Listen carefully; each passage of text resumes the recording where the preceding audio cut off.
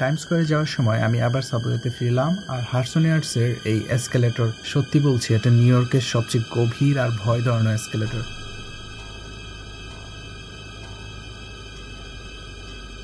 মনে হচ্ছিল যেন একটা সাইফাই মুভির ওয়ার্ম হল দিয়ে যাচ্ছি। যদি আপনি উচ্চতা ভিত্তিতে ভুগেন, সাবধান।